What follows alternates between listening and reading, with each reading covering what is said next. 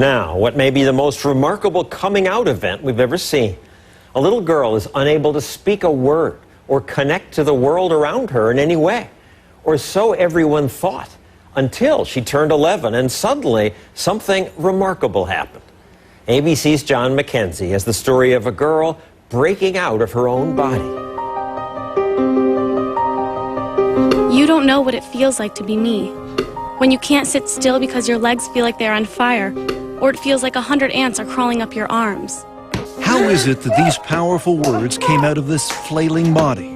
People look at me and assume I am dumb because I can't talk. Something extraordinary happened to this 14-year-old who was written off as mentally deficient, something that may help unlock the mysteries of a baffling disorder. What do I want? I want to be like every other kid, but I can't because I am Carly. Born in Toronto, Canada, Carly Fleischman was 2 years old when it became clear she was not keeping up with her twin sister Tara.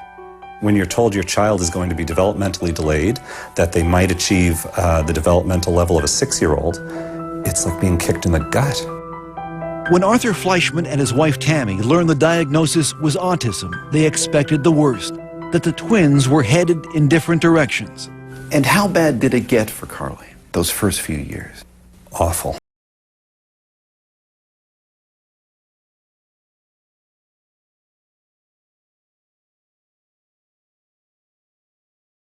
Children was lost in her own world, perpetually swimming underwater. And all the doctors would say, you're the parent. You should do as much as you feel you need to do for this kid. Carly, stand up. The Fleischmans were on their own. Experts told them that early intervention was critical. You use your fork. So ever since Carly was 3, her therapy has been intensive, unrelenting. This took about 40 to 60 hours a week of one-to-one therapy. She always had about 3 to 4 therapists working with her. And if you're not getting results with one approach, you move on and you try something else. You didn't give up. You pushed Carly. When you look in Carly's eyes, you can see an innate intelligence. So we never gave up. We never gave up. But if there was intelligence, Carly's ceaseless rocking, flailing arms, and tantrums hid any trace of it. Worse, she couldn't speak. Not a word. I did not have any expectation that she would have a fluent form of communication. Dr. Nicole Walton-Allen is a clinical psychologist who led Carly's therapy program. Her profile was that of a child who was severely autistic and more than likely moderately mentally retarded.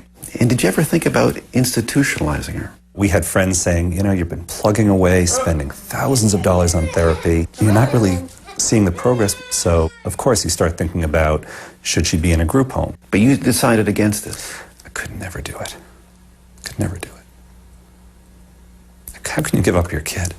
What do you want? Despite thousands of hours of therapy over months and years, Carly's progress was excruciatingly slow. That is until one day 3 years ago when Carly was 11. She ran to a computer for the first time, and what happened next was a breakthrough so profound it would finally pierce Carly's silent, secret world. And she was quite distressed, and she starts to spell H-U-R, and it was like T, hurt. And then a little bit later on, she spells H-E-L, and we kind of pushed her to finish, and she puts P, so she spells help. Afterwards, she sort of got up, went behind the couch, and she threw up. What are you cheering? Barbara Fenton Nash is one of Carly's longtime therapists. So what did this tell you? It told us that there was a lot more going on there than we knew. And to us, that was a breakthrough moment because we hadn't specifically taught her the words. And at first, we didn't believe it. Knowing this child for 10 years and never seeing her write a thing, of course you're going to be skeptical. Everyone was, including her other therapists, who were now desperate to see proof. But Carly refused to type, exhibiting the same hysterical behavior that led experts to label her as mentally retarded. She would strip off her clothes. She would go into the bathroom and she would engage in fecal smearing. So the typing was great, but no one could see it. Here, show me. What was needed was some tough love. If Carly wanted something, she would have to type for it. First type, and then you get. Let's go. Oh, she had to work for it. If she wanted information, if she wanted to go somewhere, she had to type by herself. Finally, several months later, Carly began to type for others. She started to realize that by communicating, she had power over her environment. And what came through her finger, typing one letter at a time, with fluency no one could believe, was astonishing. I am autistic, but that's not who I am. Take time to know me before you judge me. I am cute, funny, and like to have fun. Through her torrent of words, Carly began to unravel the mysteries behind her often wild behavior. Like banging her head. Because if I don't, it feels like my body is going to explode. It's just like when you shake a can of Coke. If I could stop it, I would, but it's not like turning a switch off.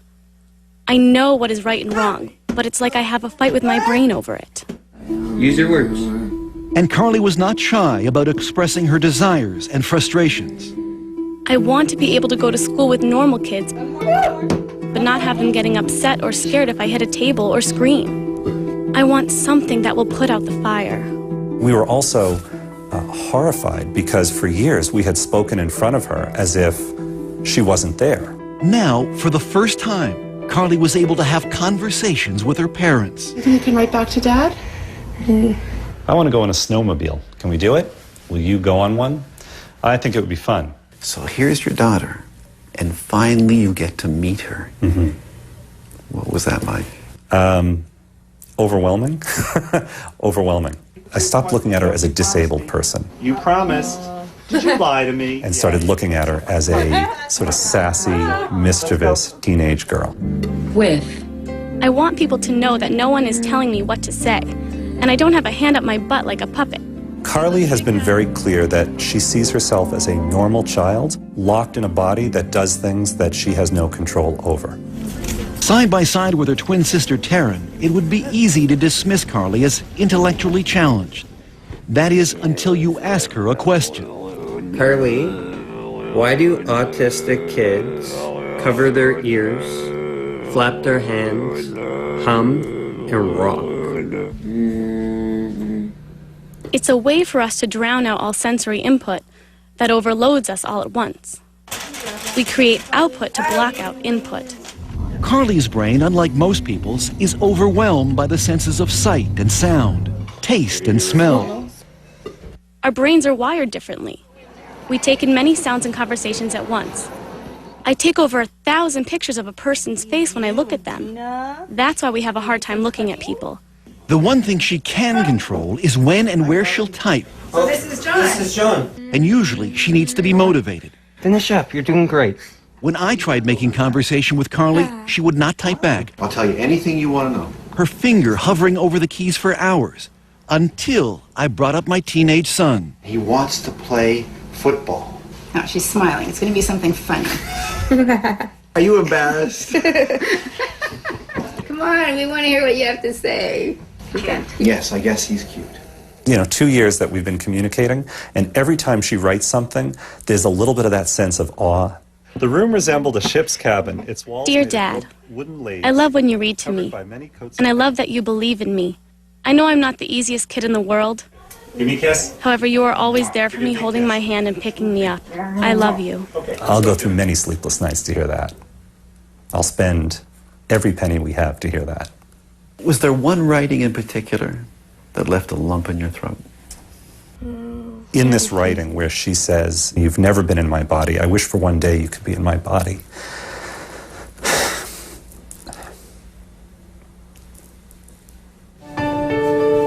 A year after we first met Carly, she is happier, calmer, more independent. Come on, let's get this in the pan. She's even writing a novel.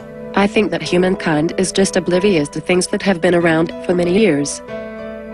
She also has her own internet blog and twitters regularly, answering questions from people all over North America.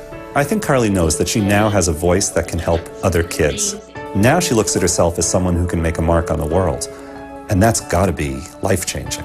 What do you hope for Carly now? I want her to be happy. I want her to have dreams and goals and accomplish those goals in spite of her challenges. I think the only thing I can say is don't give up. Your inner voice will find its way out.